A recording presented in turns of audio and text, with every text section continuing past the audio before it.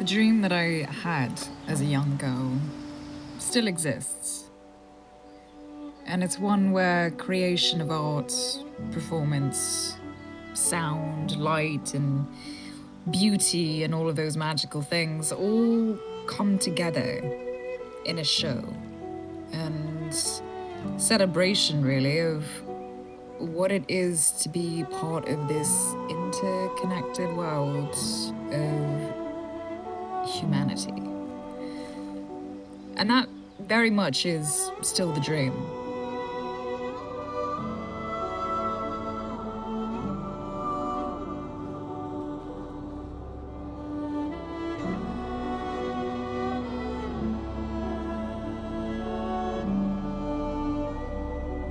But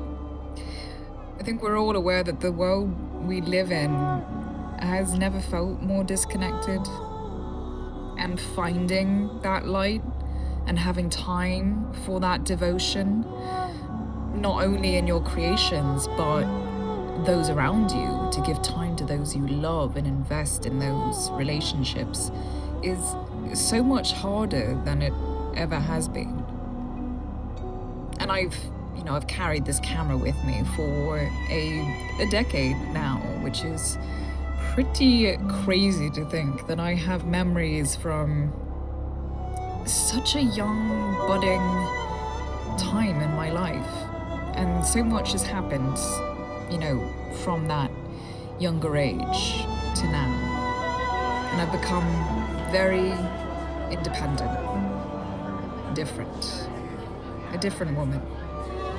One that I always wanted to be, but also one that has peaked and arced in different areas that I couldn't have imagined, and I couldn't have thought of the road, couldn't have imagined the road that would take me on to get here. But I do know, as I keep exploring all these different avenues that I'm interested in, that there is such a wondrous amount still to go, or at least I hope there is, because I don't feel done yet with this chasing of beautiful things, with creating moments that make me feel like I am cinematic, that my life is cinematic, because truly when I look at it through not only the lens but through the things that I get to experience with my family, through the friends that I've been so fortunate to meet and have upheld me in different ways, to the incredible countries that I've been so fortunate to not only live in but explore and be enriched by those small villages and communities that exist all over the world. So I get to these moments where I feel like I'm stuck and I'm tired and I don't know how to operate, and I don't know which is the best way to turn, and I get flustered. And then as soon as I am back into the grit of it, the pure interconnected moment where you're really enjoying